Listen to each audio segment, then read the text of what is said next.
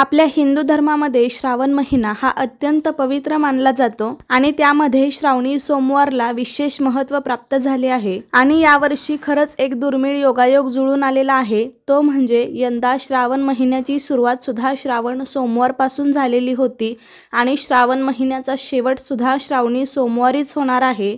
असा योग तब्बल काही वर्षांनंतर जुळून आलेला आहे, त्यामुळे या दिवसाचं महत्त्व आणखीनच वाढलं आहे। नुकतेच 4 श्रावणी सोमवार झालेले आहेत आणि शेवटचा श्रावणी सोमवार 2 सप्टेंबरला असणार आहे। पण यंदाच्या सोमवारी सोमवती अमावस्या तसेच पिठोरी अमावस्या आलेली आहे, त्याचबरोबर बैलपोळा सण देखील साजरा केला जाणार आहे।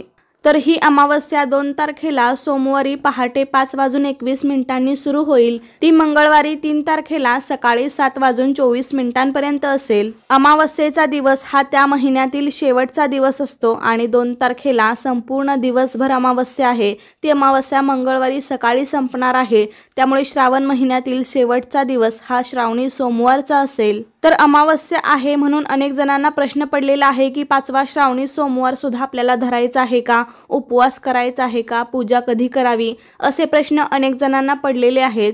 पण यंदाच्या श्रावणी सोमवारी सोमवती अमावस्या, गजकेसरी योग आणि पिठोरी अमावस्येचा योगायोग जुळून आलेला आहे, त्यामुळे उलट या दिवशी आपण शंकराची मनोभावे पूजा केली, काही मंत्रांचा जप केला तर आपल्याला त्याचा लाभच होणार आहे। श्रावण महिन्यातील हा शेवटचा दिवस असणार आहे, त्यानंतर श्रावण महिना संपणार आहे, त्यामुळे शेवटच्या दिवशी तुम्हाला जेवढी जास्तीत जास्त महादेव शंकरांची सेवा करायची असेल, पूजा करायची असेल तर ती तुम्ही करू शकता। त्यामुळे नेहमीप्रमाणे या दिवशी सुद्धा सकाळी आपल्याला लवकर उठायचं आहे, आपल्या घराची रोजची काही साफसफाई असेल ती करून घ्यायची, त्यानंतर स्वच्छ स्नान करायचं, शक्य असेल तर आपल्याला पांढरे वस्त्र परिधान करायचे आहे आणि त्यानंतर आपल्याला रोजच्या देवपूजेबरोबरच किंवा त्यानंतर महादेवांची पूजा करायची आहे। तुम्ही मंदिरात जाऊ शकता किंवा मंदिरामध्ये जाणं शक्य नसेल तर घरीच शिवलिंग असेल तर त्याची सुद्धा विधिवत पूजा करू शकता। एका ताम्हणामध्ये शिवलिंग ठेवून त्यावरती शुद्ध जलाचा, पंचामृताचा, त्याबरोबरच आपल्याला गंगाजलाचा अभिषेक करायचा आहे आणि त्यानंतर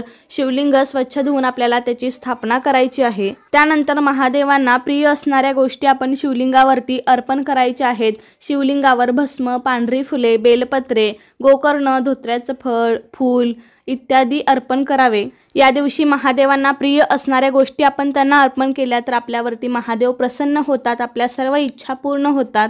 तर पूजा कधी करावी असं सुद्धा अनेक जणांना वाटलं असेल तर पूजा तुम्ही सकाळी रोजच्या देवपूजेनंतर किंवा देवपूजेबरोबर केली तरी चालेल किंवा तुम्हाला प्रदोष काळामध्ये करायची असेल तरीही करू शकता।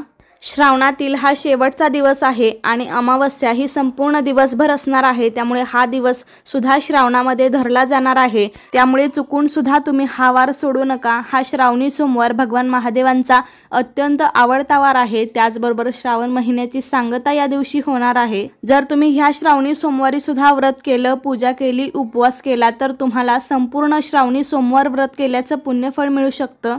त्यामुळे मागच्या 4 श्रावणी सोमवार प्रमाणेच आपल्याला या सोमवारी सुद्धा उपवास करायचा आहे।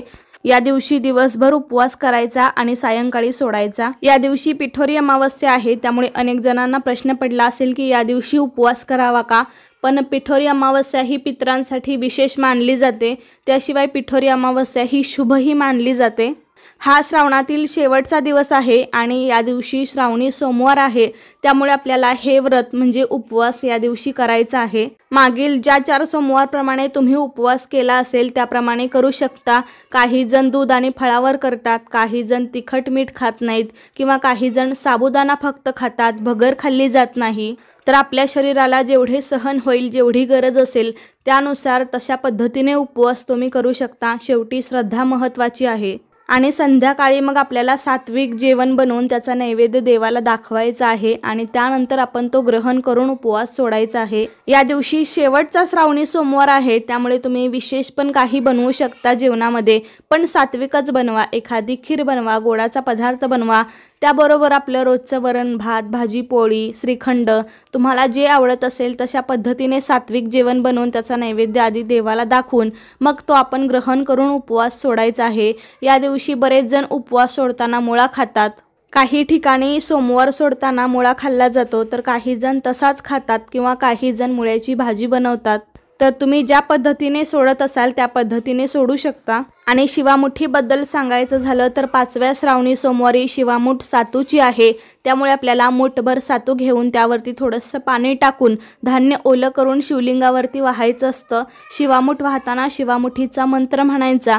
तर सातू म्हणजे काय, शिवामुठ कशी वाहायची, मंत्र कोणता म्हणायचा, अशी शिवामुठीबद्दल सविस्तर माहिती तुम्हाला पाहायची असेल तर आपल्या चॅनलवरती आधीच व्हिडिओ अपलोड केलेला आहे, तो तुम्ही पाहू शकता। त्यामध्ये मी शिवामुठीबद्दल सर्व माहिती सविस्तर सांगितलेली आहे। तर आजच्या व्हिडिओमध्ये मी शेवटच्या श्रावणी सोमवारबद्दल माहिती सांगितलेली आहे। कसा वाटला तुम्हाला आजचा व्हिडिओ मला नक्की सांगा। आवडला असेल तर लाईक करा, जास्तीत जास्त लोकांपर्यंत शेअर करा आणि असे छान छान व्हिडिओज पाहण्यासाठी आपल्या अन्वीज मराठी कॉर्नर या चॅनेलला सबस्क्राईब करा। धन्यवाद।